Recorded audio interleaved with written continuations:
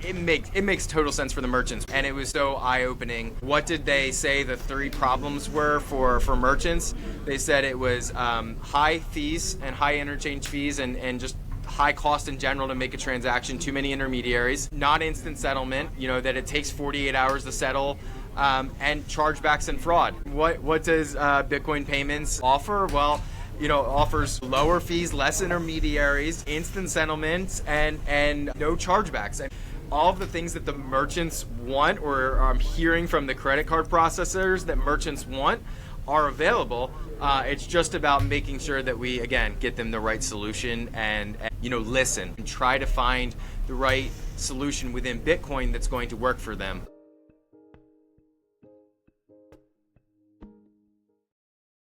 Welcome to Medium of Exchange, the podcast where we spotlight business owners building on a Bitcoin standard. Each week we share real stories, practical insights, and why this monetary shift matters more than ever. Today's guest is not just watching the revolution from the sidelines, he is helping build it. Across industries and continents, Adam Copperthwaite is creating systems that empower people and open new possibilities. Through Apago, he is accelerating Bitcoin Lightning payments for merchants here in the United States. Through his nonprofit work in Zambia, he's breaking cycles of poverty and opening doors to education, health, and empowerment, including Bitcoin Victoria Falls, where he co-founded a Bitcoin circular economy. And if that wasn't enough, at Advocacy, he's improving patient outcomes and nursing education. In other words, I want to be Adam when I grow up. Adam, welcome to the Medium of Exchange podcast. Thank you for being here. We're so glad you're here. Thanks for having me, guys. Yeah.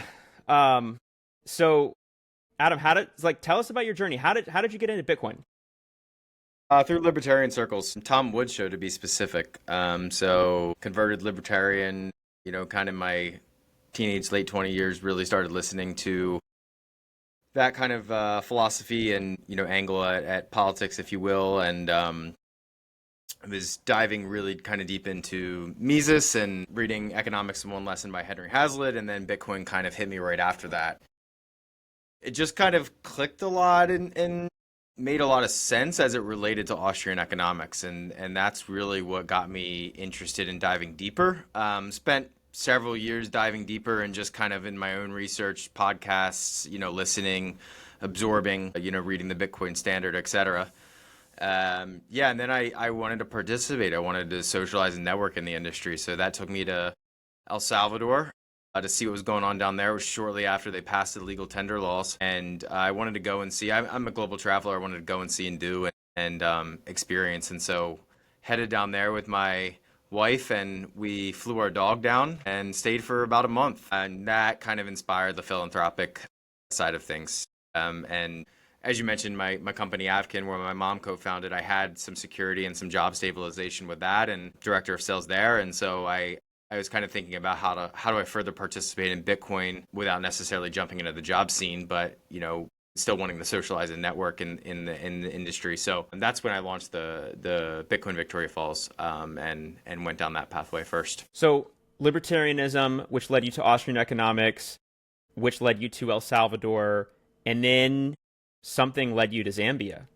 What was that? Yeah, good question. So I had been donating. I grew up in the church and feel very committed to philanthropy. And I had been donating to an initiative called the Free Haven Community Initiative. And that is founded by a woman named Samantha Knob, who's from Maryland. But she moved over to Zambia to help children with nutrition and empowerment programs and, extracurricular activities and extra tutoring and school support and just to kind of, work in the community in Zambia. And so I had been donating to that cause and sponsoring children over there and, following their work for several years. And so when my mind went to how do I give back? How do I participate in a philanthropic way in the space?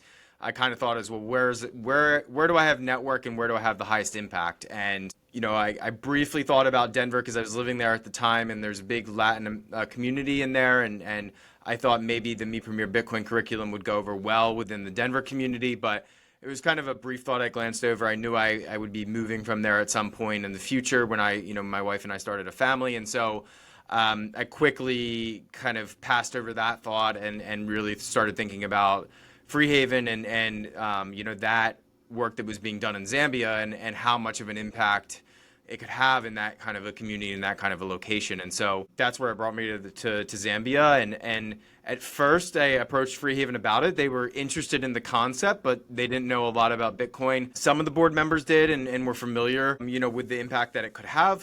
But overall, the whole organization and the entire board team kind of asked me to build it in parallel. And so, I built Bitcoin Victoria Falls in the same town that Freehaven is operating in.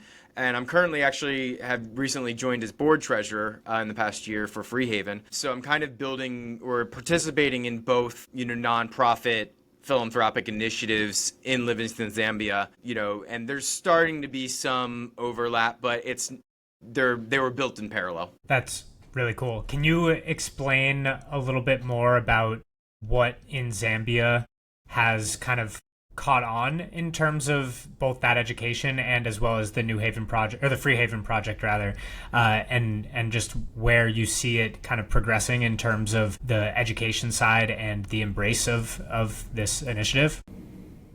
Jack and I are so happy you're here. But here's the deal.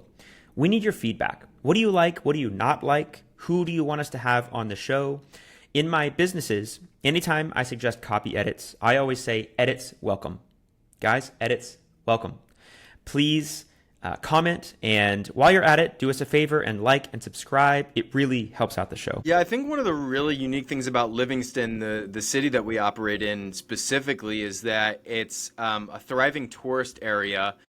But we didn't start by focusing on tourism, specifically for Bitcoin Victoria Falls. So we started with focusing on the local community and education, and we're slowly bringing it into that there is potential for one Bitcoiner tourist or just regular tourists that might potentially have Bitcoin to spend it, right? But I think some of the other circular economies I've seen that were in a tourism location really dialed in on let's capture this from a tourist perspective, and ours. I was cautioned against that because not every tourist is a Bitcoiner. Not every Bitcoiner is going to travel the world. And so while you want to kind of work those tentacles into it, our really firm foundation and our number one priority was education. And for that, we used the Me Premier Bitcoin curriculum. And those guys are awesome. The No Network is amazing and extremely supportive. And so we modified their 10-week curriculum to be 5 weeks. And I connected with a local Zambian who co-founded the initiative with me named Humphrey Simingwa. And Humphrey is from Lusaka, so he's from the capital. But Anita Posh, if you're familiar with her work, had already done some work in Zambia and Zimbabwe. And so when I was looking for somebody to be the community leader and lead this initiative, I reached out to her and her team. And through her work, Humphrey was participating in that Lusaka community and Lusaka Bitcoin community there, which is still thriving as well. And so Humphrey agreed to kind of be the community leader and take on this initiative from a boots on the ground perspective. And again, we launched that with finding a place to teach the class and, bringing, inviting students to learn through participating in the Me Premier Bitcoin curriculum. And if they attend 4 out of the 5 weeks of that we teach, they get a graduation certificate. And so that was what we started, and we stayed really on top of that for 1 year, right? We didn't want to really branch out into merchant adoption until we felt that we were having success in the education side. And so after approximately a year, we started launching our merchant adoption project, and that was in January of this year. And we've been on that train for about 8 months now. And I think by setting the solid foundation of education first and merchant adoption second, this wave of merchant adoption has just taken off like wildfire, to the point where we're actually quelling it a bit and making sure that we're focusing on the merchants that have brought this on, that they're getting transactions, that they're interacting in the community, that they're getting locals visiting, and that the adoption part is successful, right? So that's kind of a little bit about where we started and where we're at now. And do you think that's an incredible story, and I love the low time preference that you took to really set the groundwork and get that education and the wherewithal of people to understand what they would end up seems like they're adopting. And I guess the follow-up question to that is, what do you think that's scratching that itch of why it caught on like wildfire? And is there something in, whether it's the local currency or just the culture of Zambia, that people are more willing to accept Bitcoin, because we hear in the United States of people using it as store of value, but not as much wanting to use it as a medium of exchange. And that's what, your work is definitely changing. That's what Jason and I are trying to push forward with conversations like this. So I'm always curious to hear what some of those, aha moments, or people really kind of getting it to want to use Bitcoin for what its purpose is, as money. Yeah, it's a good question. I mean, we're still learning and we're still evolving and still really getting a good, firm understanding of what's working so well, because it is, and it's still fairly early for us. I mean, we're about a year and a half into the project launching. But, for starters, I would say that, one, they don't have a lot of the payments processing systems over there, hardware, point of sale terminals. Like, that's not prevalent, right? They're either kind of taking cash or mobile money is kind of the most prevalent payment solution. And so when you can go to a merchant and say, hey, we have a digital way of you accepting payments without the need of high processing fees and without the need for intensive hardware, you can, have this on your phone or have a QR code posted. It's really appealing to them to have another form of, for example, the merchants that are tourist forward or are seeing tourists come through, they now have a way of digitally maybe taking a digital payment from that tourist. And so it gives them that opportunity of interacting in a digital financial ecosystem without taking on the burden of high processing fees and hardware. That's at least my initial assumption. In addition to those that understand kind of the sound money and hard money. I mean, there's obviously currency debasement challenges there, like there is globally. Like, I mean, we even recognize that here. But it's on a scale, it's worse there, and on a scale, it's even worse in their neighboring country, which is Zimbabwe, right next door. I mean, that's on pace with the Venezuelan bolivar as far as how much the Zimbabwean currency got debased, and they saw that. I mean, the Zambians are right, especially in Livingston. Zimbabwe is a stone's throw away. It's right across Victoria Falls. So I think it's a combination of understanding hard money and what it would offer for them, and participating in a digital ecosystem without the expense necessarily of doing so. I have a $100 trillion note framed in my bathroom. I have Zimbabwean currency like hanging on my wall, $100 trillion, and it's worth maybe a couple dollars or less if you convert it to US dollars. Well, and I love the symbolism of you hanging it in your bathroom. Yeah. For sure. So what kind of outcomes are you seeing? So you're seeing merchants, they want to accept Bitcoin. Like, how is this circular economy, merchant adoption, how is that just like real world impact? What's happening there in Zambia? Yeah, again, it's still early. We launched the merchant adoption program in January, and we've brought on about 168 merchants. And to be fair, there was a SATS incentive to do so. And so to all the community members who had taken the course and graduated, we threw out a SATS incentive to let the local merchants know, because we really wanted to get it. Now, we also, based on Bitcoin Akazi's recommendation, we really focused in on a bonus on that if it was in a specific geographical area. And that is that you don't want to spread your merchants all over the place, right? You want to make it kind of consolidated and easy for somebody to maybe visit 2 or 3 merchants if they're spending in sats, and really target a geographical area. Now, thankfully, Livingston's kind of central town area is fairly well consolidated already, and a large majority of our merchants were brought on there. We have since stopped the incentive program, again, because we got so many merchants onboarded. We didn't want to get to the points where we were overextending ourselves and not having follow-up with those merchants. How many transactions are you getting? So we're going back on 3-month visits now. We're going back and checking in with them. How many transactions are you getting daily, or how many weekly? What has been your experience with this payment method?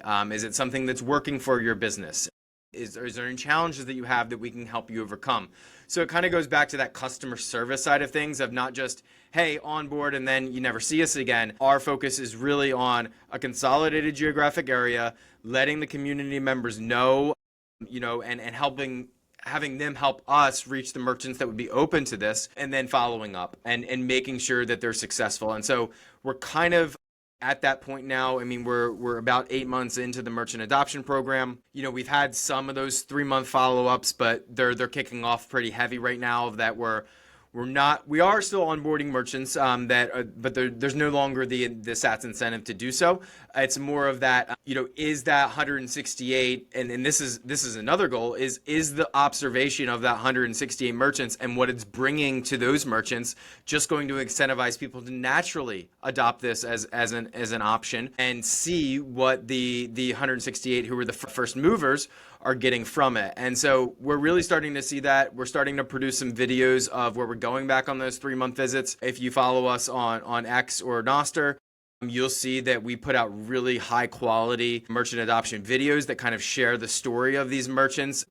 At first, it was a lot about kind of bringing them on board, and now we're going back and interviewing them for these 3-month check-ins. And so it's really powerful to hear firsthand from them what they're getting out of it. And I thought the coolest thing was there was a woman who owns a restaurant with her husband. The woman had already taken the Me Premier Bitcoin course with us. The husband's in it right now in the current cohort. And she mentioned that she had taken a lot of transactions in Bitcoin for a business, and she went and bought some bread with it at another business next door that accepts Bitcoin.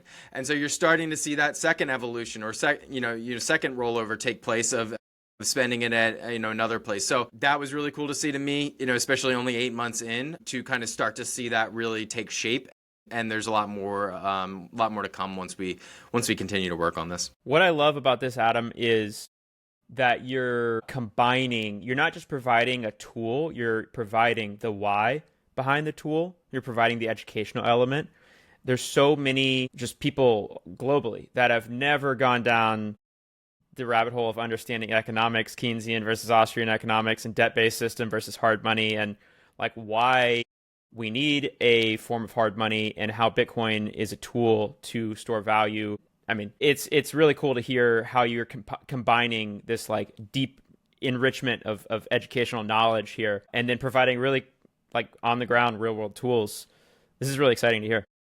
Yeah, and I'll pitch something back over to you guys as kind of a thought. My next thought is, where do we go to get more sats into the economy, right? As a nonprofit and somebody, something that's not focused on, purely, we don't want to be dumping all of the sats in, right? We want to start to figure out how do we get more in without necessarily it all coming through the circular economy or all coming through just community members buying, right? And so I was thinking of a way of, how do we encourage these business owners who are having a lot of success of offering an option for their employees to be paid as a portion of their salary in Bitcoin, right?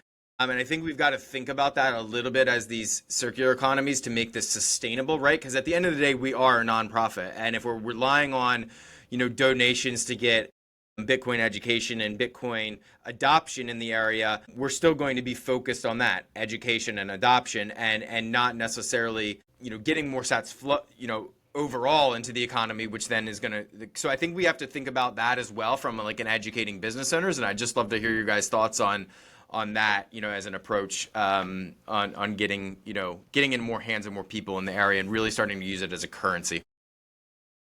Yeah, I mean, I think you almost already mentioned it, but that woman who owns the restaurant and then went to purchase bread using Bitcoin, like it just, those second and third degree effects will begin to create that circular economy. Because circular economy, yes, it's people accepting Bitcoin, but then it's also the transactions, right? And that creates that kind of velocity of money, which is more of a Keynesian idea in economics. But there is a lot of writing that like Parker Lewis has talked about of the value today, and me spending my sats for bread, for example. Yeah, maybe that in 10 years I end up spending $200, $300 for a loaf of bread. But in this current moment, it's what's valuable to me. And then it helps not only accomplish what I'm looking to accomplish in my restaurant, but then it also helps the baker who's making the bread. So I think that's, where the education just continues to compound. And people are like, okay, I have this money and it's a great store of value, but it's also becoming more of what I'm holding. And I want to transact in it because I don't want to hold the other currency anymore. And you just see this natural progression. I mean, the fact that you've only been kind of operating in this merchant adoption phase for less than a year, and you're already seeing some early signals of that is really exciting. And I think that's what's interesting about operating on different parts of the world, because in the United States, we do have that, quote unquote, stable US dollar where people are much less likely to want to spend their Bitcoin. And, you have the president saying never sell your Bitcoin. And you have all these different kind of arbitrages in the market that are coming out where you don't have to sell your Bitcoin and you could take on debt. But even what you were saying in the more developing parts of the world, they don't have that option. So it's just it's just getting it in the hands of people, which I think just through education and conversations like this, it starts to wake up more people, even just taking that first step of like, okay, what is this and how do I get some? And then from there, I like to say just Bitcoin does its thing, right? It sucks you into the rabbit hole and you start to learn and read about things that you never thought you'd be reading or learning about. And next thing you know, you're a laser-eyed maxi and you're just like, all right, like this is the future of the global financial system, and there's nothing that will stop it. I would assume, Adam, that folks in that community would either need to buy from an exchange or obtain like through a peer-to-peer transaction or tourists or donations into the community, right? It has to start somewhere. It has to the original Bitcoin has to be sourced somehow. But then assuming folks can, live within their means and they have some savings capacity, then NGU, like number go up is a great marketing tool, right, for Bitcoin. And seeing it, not just like reading about it, but like seeing your purchasing power going up is obviously a very powerful thing, right? Your cost of living is going down every year as time goes on if you're saving in Bitcoin. And then if they can ideally spend and replace it rather than just, spending it. Can you fill us in, like, just for our listeners, what is a circular economy? If we just step back for a second, what is a circular economy? Why is it important? And what was for you specifically like the moment it clicked where you're like, this is something I need to contribute my time and energy to? Yeah, so I think the first one is actually, to my knowledge, in Arnhem, Netherlands, and that started with on-chain Bitcoin. But the catalyst, to my knowledge, is Bitcoin Beach in El Salvador, and there was a anonymous donor to Mike Peterson down there. Mike Peterson is an American and from the United States, but he moved to El Salvador, live his life down there. This is pre-Bitcoin, and he worked at something called the Hope House in El Zonte. He's a surfer and ended up putting his roots in his family in El Zonte, El Salvador. And he was working with the Hope House and working with the community, and an anonymous donor came to him. I think he was a Bitcoiner before the anonymous donor showed up. I don't know all the details on that. But anyway, the idea was, getting it in the peer-to-peer cash medium exchange side, and seeing it work in a small community in El Salvador, and it did. And so I think the concept is more local, more community-based initiatives. And again, getting Bitcoin into a community or a local initiative and seeing it be moved around in those areas. I don't think it necessarily has to be circular. That's just kind of the colloquial term for it all. But again, it's having multiple hops within that community, that a payment is made and then another payment is made to another person accepting Bitcoin. And again, just adoption in a more local sense. And I think, as a libertarian myself who believes that, the smallest possible form of government is the best, and all the way down to the family and the community and the individual, I think that's what really spoke to me is I'd much rather operate in a local community environment than I would on a state country, basis, right? And so given that opportunity, I think these localized Bitcoin circular economies are indeed extremely powerful to show what can be done when we focus on family, community, and individuals, and not work on collectivism, which we see has brought us to this point of fiat currency and all the challenges that we have, in different countries globally. So I think that's what appealed to me, and it's what's being shown to work on the ground. But that's kind of the nuance, or kind of in a nutshell, what Bitcoin and circular economies are focused on. All of them are a little bit unique. Again, if you look at the Me Premier Bitcoin node network, that is specifically we call them light nodes or full nodes that are focused on Bitcoin education. There isn't necessarily a merchant adoption side of each one of those nodes within the network. There's a couple different initiatives and associations, like the Circular Bitcoin Africa Fund, which is led by Bitcoin Akazi and Herman Vivier from there. And he works very closely with Bitcoin Beach, to my knowledge, on supporting all of the Bitcoin Circular Economies in Africa. There's also the Federation of Bitcoin Circular Economies, which is run by Scott Wolf. He's in Toronto, Canada, and has a passion for this type of work. And so there's a couple different organizations, associations, nonprofits that are working to make sure that these initiatives have resources and are successful, both from the education side and the merchant adoption side. And I would say those are the two primary wings of any of these initiatives globally is either both of those or one or the other. And so that's kind of what they are. And they're growing. There's a lot of them sprouting up globally, and so keep your eye on those. That's awesome. Yeah, I love how, I know, Jack, you're in Texas, but sometimes smaller is better. Sometimes having like these small, like, think about how it feels to go to a local farmer's market and be buying and selling within your local community, and versus like a mega grocery store. It's apples and oranges,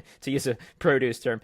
It's apples and oranges, right? And so that's really cool to hear about all these communities popping up that are local, keeping things within the community, helping one another out.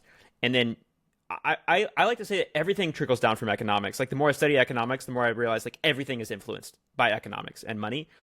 And so if you can help empower people within their local community with a better form of money that stays within their community, all the better, right? Is your business accepting a form of payment that stores value over time? A recent survey showed the number one challenge that small business owners are facing today is inflation. You raise prices, renegotiate with vendors, try to stay ahead, but your dollars keep losing purchasing power. At the Bitcoin Payments Advisor, we help business owners like you accept Bitcoin, a form of money that's built to resist inflation. Unlike dollars, Bitcoin has a fixed supply. And that means the value that you receive today has the potential to hold or grow over time, not quietly erode. Our service makes it simple. No servers and tech headaches, just easy setup, white glove support, integration with your existing systems. If you're ready to explore a smarter way to get paid, one that helps you fight inflation instead of fall behind, visit bitcoinpaymentsadvisor.com. Again, that's bitcoinpaymentsadvisor.com. Yeah, absolutely. I mean, that's what we're focused on, and I think that's what also I think that's where the United States side of things and the financial services growth over here, and the fact that we are the world reserve currency, lends to a little bit of those challenges, and especially the size of things. I mean, if you look at the way business grew over here, it grew substantially in a centralized manner, in my opinion, and across the sprawling United States with chains and large change in large stores. And so when you think about this, small businesses got squeezed out and continue to get squeezed out, one, by the regulatory environment and the unfavorability of everything you have to do to run a small business here, and how much it costs and how challenging it is. And again, that some of that is the size of the US and how things have grown, how big the market is. And so if a business is successful, they can serve a large market, and therefore they grow and create multiple locations and stuff along those lines. I think that's the interesting thing is in the United States is I don't think medium of exchange is going to happen for a large majority, is not going to happen at a localized level here. You're going to have to get into these chains. You're going to have to get into these point of sale terminals, and you're going to have to be able to offer this on a wider scale. And therefore you need people that are knowledgeable in sales, knowledgeable on how to convince these large merchants to adopt this. And yeah, are you going to have your farmers markets around? Yeah, would I love that to be kind of where I shop and where I focus? But it's just not the way that the market or the business market has evolved in the United States. And I think that's where it's kind of a little bit different here versus maybe some areas of the world, like where these Bitcoin and circular economies are sprouting up, and they don't have big chains and big merchant stores, and they are more localized in general because of the way that country has evolved. And so I think that's a different dynamic on where we're at in our country versus other areas. And another reason that I'm kind of turning some of my sights and efforts to the US, because I think it's ripe over here with the right, especially right now. Yeah. And Jason, I mean, even just to piggyback off what you just said, like everything comes back to economics. It's the opportunity cost, right? So like in the United States, I completely agree with how you frame that, Adam. And what's cool about Bitcoin and the node network that you were describing with the Me Premier Bitcoin, and just like all of these global communities that are, kind of trying to accomplish the same thing, but in very or in somewhat different ways, gives like really interesting case studies and use cases for what works, what doesn't, what maybe works here in the United States versus what works in Zambia or in El Salvador, or name that country. And I think that's what's so cool about the global kind of model of Bitcoin, where everybody can participate, but then really zooming into that local like execution layer of, you might need to go to a chain like a Stake and Shake or a Cash App, integration of Bitcoin payments to really get it to catch on in the United States. But when you're in a smaller community, then it's more of the farmers market model, and actually like shaking your rancher's hand and doing those sorts of transactions that get people to trust. And that's I think something that, we could probably go deep into the libertarian and just the US culture mindset of who we do and don't trust, but like that's where Bitcoin just creates so many different possibilities and permutations of how we ultimately reach hyper Bitcoinization. But at the end of the day, like it's still moving forward. So that's why I remain bullish all the time. I feel like I say that every episode. But I think that's just another kind of perspective that I had never heard it phrased that way. So I appreciate you. I appreciate you sharing that. Yeah, and so Adam, you're not just bullish on number go up. You're bullish on medium of exchange here in the United States. That's what you're working on right now as well. Like, I love how you mentioned merchants are getting squeezed, because I've been working with merchants for the last 15 years, and I see that every day. Especially during COVID, we saw merchants just absolutely getting hammered, and they need to be empowered. They need a lifeline. What was your aha moment for you when you were like, man, I need to refocus my sight on the United States and really accelerate Bitcoin payments and the medium of exchange era? It's a good question, because I think I'm still figuring it out, but I don't know if there was a single aha moment. I guess there may be a couple. Again, I kind of came about not refocusing, because I'm still focused on supporting, everything going on in Zambia, but I'm somebody who obviously loves to take on a lot of different projects and keep myself busy. I was looking at POS terminals that might be able to service, tourist-based businesses or local businesses that have a high volume of transactions in Zambia. And the standard POS terminals in the space, that are kind of Bitcoin focused, to my knowledge right now, are Bitcoin Eyes out of Bitcoin Beach, Brazil, Musket out of the UK, and Apago out of Germany, who actually kind of coming to market with hardware and actually, something where you can process a Bitcoin payment with a terminal. And we all know that, it's great if you're, a single owner of a small shop and you're, one employee and you can have it on your phone, but that just doesn't work when you start to scale from a size perspective. You're not going to take payments on your phone as somebody with even 10 employees, or maybe even 3 or 4, right? Like maybe the owner's not there that day and you have somebody watching the shop. Are you going to leave your phone with them? It just creates, and so I think where I started going with that is that, like, okay, I started seeing these solutions.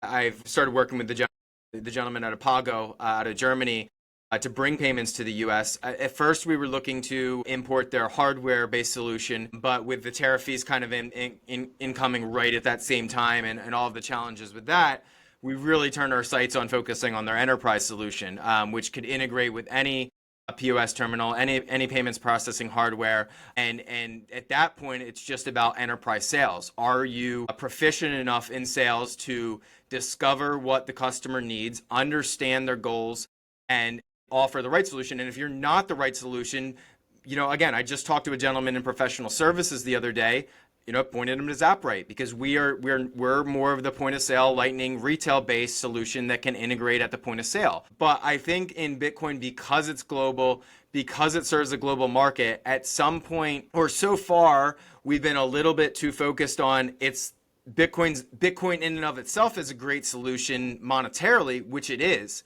but there is still a lot of software and hardware that it needs to be integrated to in order to be a medium exchange. And I don't think people are patient enough in that sense, and or understand that it's right around the corner. And people like Michael and Michael from Apago that I'm working with in Germany, they have a great software API key that we can plug into any point of sale or any payments processing hardware. It's about getting. Sometimes it's about getting. Some of them are open, to my knowledge. Some of them are more closed off, but so we're going to have to get permission with some, and then we're going to have to go and build it for the others. But that's what it's about. It's about building the solutions, and in a sales capacity, understanding what the right solutions are for what merchant and what business. If you oversell and underdeliver, you're going to turn people off to what you sold them, right? And so as Bitcoiners, we need to stay cognizant that yes, the monetary network and what the sound money provides is applicable to everybody globally, but the specific integration of that from a network productivity and efficiency perspective, different solutions and different businesses that are built on Bitcoin that can integrate with existing hardware and software solutions, we need to be making sure that we're recommending the right solution to the right business and the right merchant, and that we're doing right by them in that sense, so that they have a seamless and an easy experience when they're taking on this new. That's I don't think. Yeah. Go ahead, Jason. But I was just that I love everything you just said. I couldn't agree more. 100%. I don't think people are patient enough. That's one thing I stuck out, because as someone who runs a Bitcoin payments advisory company and titled their podcast The Medium of Exchange, I'm obviously pretty pumped about merch adoption, but we're early, right? We are early, and it's exciting to me to hear folks like yourself that are smart in a business sense. They haven't just read books on economics. Merchants don't really care about economics. They just need to, process their payments and get their money and, sell their goods and services. And so you are, in person is starting to come, right? We've got just this year, we've got the 400 or so locations of Steak and Shake. How many locations that Sheets has? I don't know, a few hundred. And you're focusing on in-person retail Bitcoin Lightning payments. Yeah.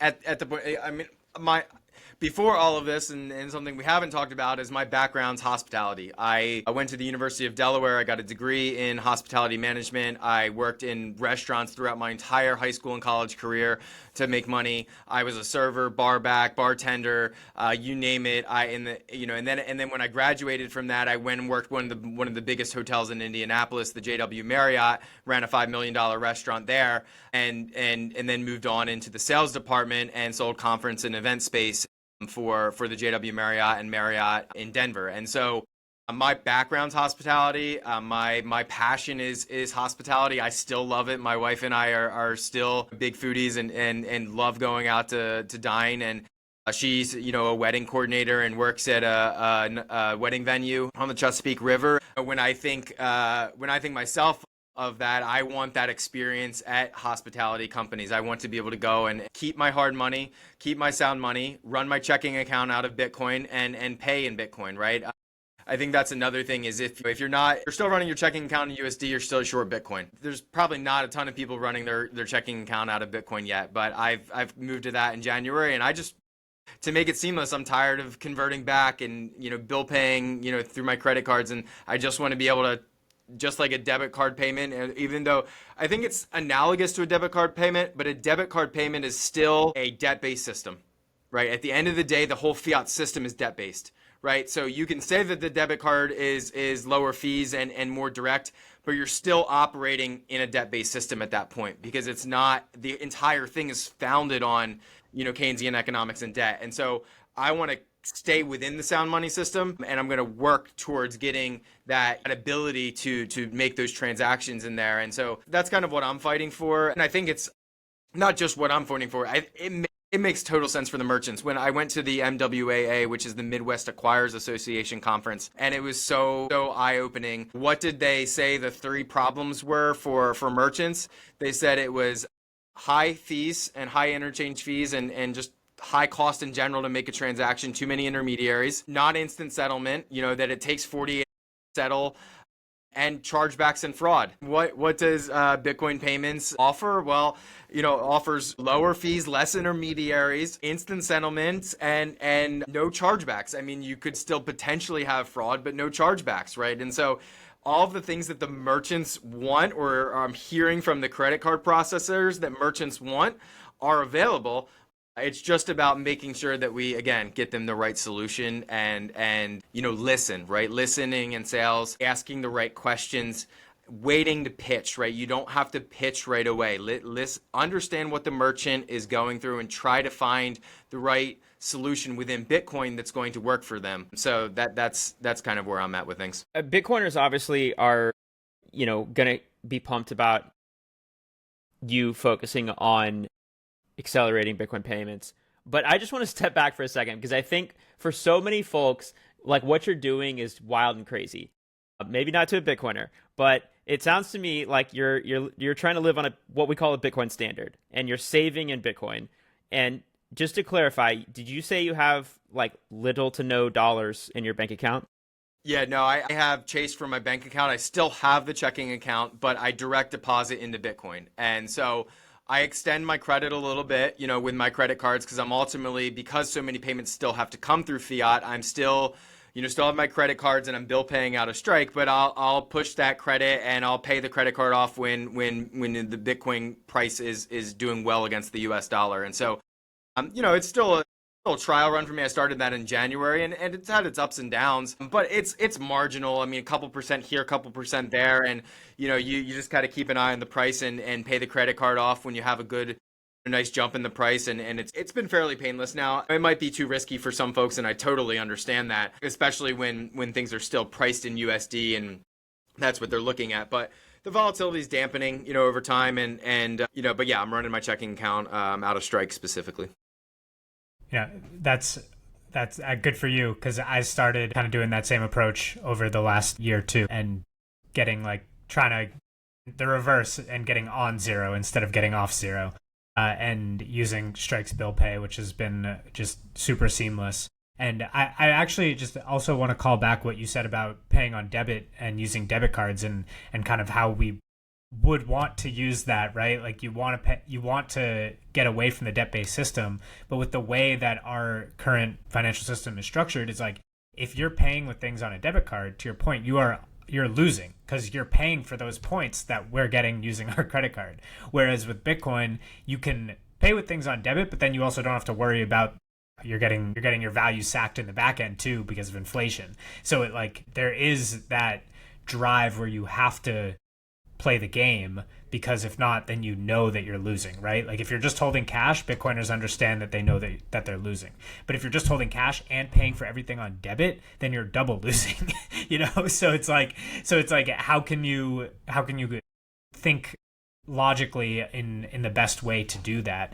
And also, just shout out to that Indy JW Marriott, because I went to school in the Midwest. I went to Indiana University, and spent some fun times out in Indy as well. So just had to give the shout out there. But I can totally tell that you have a hospitality background, just in the way that you're kind of approaching the problem, because too often with depending on the type of person and their backgrounds, they don't actually consider the second and third degrees of, okay, yeah, you could tell somebody to adopt Bitcoin, but then what? And what about their custom or their employees? What about their customers actually getting Bitcoin in their hands? Like, if I'm a barista and somebody comes up to me and says, I want to pay in Bitcoin, and I don't know how to accept a Bitcoin payment, then what was the point of integrating Bitcoin into your business, right? So having those different personas, having those different user stories, and actually playing out what that process looks like allows for just a stronger foundation of ultimately implementation. And, I've a bit of a background, not in hospitality, but in kind of that change management type stuff, which I guess could translate now that we're talking about it. But I just think that that's so cool, and how we can use different people and different situations to make it make sense for them in a variety of different ways. Yeah. And to be fair, I mean, I'd love to not be using Strike. I'd love to be using Voltage in my own Lightning node and run everything through Zeus, but ultimately Strike offers a great service with being able to bill pay and do that. And until we can get it where I can maybe keep my credit card for anybody that doesn't have Bitcoin. I can't wait for these Square terminals to come out where, I'm going to be trying to target, businesses that have Square terminals. And I think there's a catalyst there from Square, Sheets, Steak and Shake. People are noticing, right, Jason? I'm sure you would corroborate this. People on the merchant side and on the payments processing side and on the POS terminal side, they're noticing these things, especially Square. And so, we're getting there. I'd love to see it, and I hope that someday I can only use Strike when I need to exchange what very little US dollars I have left, or maybe use it for direct deposit, and then have my Lightning node and my on-chain, self-custody and all that stuff where, can continue to move away from the KYC and the, and the custodial exchanges. 100%. Yeah. I've also been, it's funny, the timeline, but like this year, I've started to use the Strike Bill Pay feature because I was keeping enough money liquid in my bank account and I ran the numbers and I'm like, man, I'm missing out on like all this money is just sitting here in my bank account for liquidity, just for like, be a middleman between payments. And it's just, slipping right through my fingers each and every day. And so it is pretty cool to start making payments, like fiat payments through Bitcoin. Strike kind of like has that roundabout way. If like a merchant doesn't accept Bitcoin, you can still kind of give them your bank account numbers. Yeah, I mean, and I totally agree with you, Adam, in terms of like, would love to make it as self-sovereign as possible, but also there is that balance, and back to trade-offs as always. It always trickles down from economics. And, I had a friend who hit me up today, and he received an offer for a new job. Congrats to him. And he was like, I want to ask them if they could pay me in Bitcoin. And I was like, one, hell yeah. And he was like, what if they say no, or is there a way that I can get around it anyways? And I was like, dude, like it is so easy on Strike to set up even a percentage to your direct deposit, and they take care of all of it for you. And like, I mean, this is not a paid advertisement. I'm just a happy customer because I've been able to utilize these features, and it really allows you to not let that sand or those sats slip through your fingers, like you were saying, Jason. Because I mean, I remember seeing Mahler's, he had a Twitter video in his closet, and he was like, my purchase or my cost of living has gone down 50% in the last year. And I was like, I wish I could do that. I just don't trust myself or have the time to like know how and when and all that stuff and the taxes and whatever. But then if you give me a service at a reasonable price to deal with all that for me, then I'm interested, and then I can feel confident to take that dive in. So you're not saying that he reduced his expenditures by 50%. You're saying like his because his purchasing power doubled because he was saving in Bitcoin. Correct. Yeah. Just gotta clarify for some of these listeners, because I think sometimes it's like you hear that and you're like, oh, wow, they were really able to like cut their mortgage in half and like all their, expenses, like really, they must have had a lot of expenses and they really reduced that. But that's where Bitcoin comes in. And to even clarify that further, is that's not just because which yes, Strike is a operating business and it seems like they're doing well and growing, but again, it's not like he just won the lottery. Like he was just holding Bitcoin, and over time his Bitcoin increased double versus what the price of his cost of living was. So everything got 50% cheaper by just holding Bitcoin. And then he's able to focus on his business, grow his business, and then from there you get a flywheel, which is what we ultimately all stay humble and stack sats to do, and by providing a good service to happy customers. So it's been a pretty large inspiration. And that actually kind of transitions me into my question for you, Adam. I know you mentioned, I forget the name of the libertarian that you mentioned at the top, but I am curious to hear some of those people who have inspired you, and maybe they're Bitcoiners, maybe they're not, maybe they're libertarians, maybe they're not, but just people who you kind of look to for both your philanthropic work as well as this work you're doing with Opago. Yeah, well, one, God and the church, and that's kind of what inspired philanthropy and giving back from the beginning is tithing and growing up with that standard. It's actually interesting because I think I was going to go back and talk a little bit about the, what you talked about with the debit side. And it was so interesting because that's like the whole Dave Ramsey thing is pay, with debit cards and don't run up your credit cards. And it's like, hey, Dave, you're still operating a debt-based system if you pay with a debit card. And again, we were going through a whole series at my church on, money. It was actually really interesting. It happened a couple months ago, and I had just started going to this church here when we moved back to Delaware. And it was so funny, the tentacles that were weaved in of what, how negatively that is viewed by Christians, and it's like the whole system's based on this, guys. Like, the whole system is based on debt, just from the pure foundational levels. And so I've talked to my church and the leadership there a little bit about they currently accept Bitcoin donations through and given, but they're just converting it back to fiat, and they're paying a 3% or whatever that cost is. And I'm like, hey, why don't we get in? And I'd like to tithe in Bitcoin, but I'd like you to keep it in Bitcoin and then see what we can do with it in Bitcoin, right? And let's get out of this debt-based system if it's not encouraged by the church.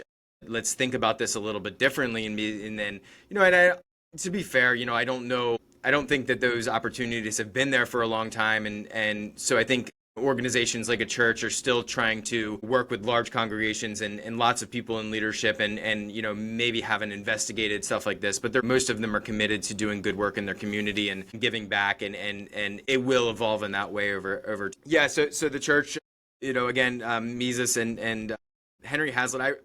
I'm not a big reader, to be fair. I haven't read all of the Murray Rothbards and Ludwig von Mises books and all that stuff, but I like to listen to podcasts and I kind of absorb everything through there. I would love to listen to audiobooks, but I just have a little ADD, and so I like the kind of short sprints of podcasts and stuff. And so I've listened to a lot of libertarian thought and Austrian economics through that, but I haven't, to be fair, I haven't gone back and read all the philosophy and read all of the books. But the one I did read that was really impactful for me was Economics in One Lesson by Henry Hazlitt. It's a short read, and really the thing that framed that all to me is that government can't account for supply and demand. It's impossible for them to count supply and demand because their supply is all based on coercion. And so at the end of the day, if they can't account for supply and demand, they can't properly allocate. And that's what really clicked to me, because as a young teenager and as a young adult, I was always like, my question was like, why doesn't a government operate like a business? Why can't we get it to operate like a business? Well, it's impossible for it to operate like a business because it can't account for supply and demand, and therefore it's naturally inefficient. And so that was Economics in One Lesson really drove that home for me.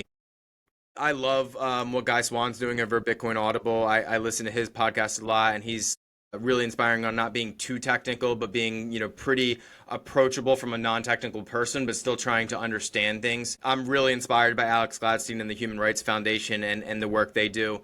I read their newsletter every week, and I try to repost stuff on there to my family and friends on how this impacts human rights globally.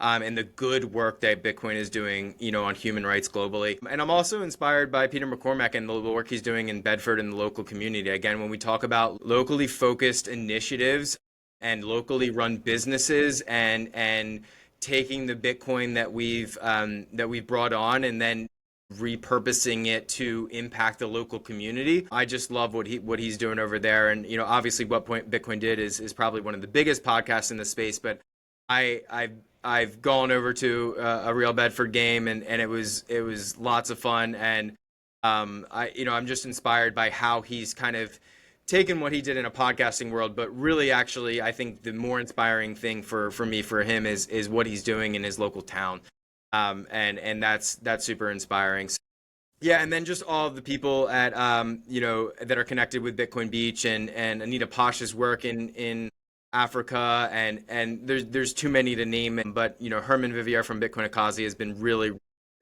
helpful for me in kind of working on this Bitcoin Victoria Falls project, and Mike Peterson from Bitcoin Beach and those folks there. So John Dennehy from Me Premier Bitcoin as well. So just everybody on those teams is just doing amazing work, and it's a lot of it is nonprofit. I think it's also very related to the merchant exchange or the medium exchange side of Bitcoin, and that's what inspires me, is both philanthropy and medium exchange, and numbers going to go up naturally. It's just That's awesome. That's incredible. Thank you.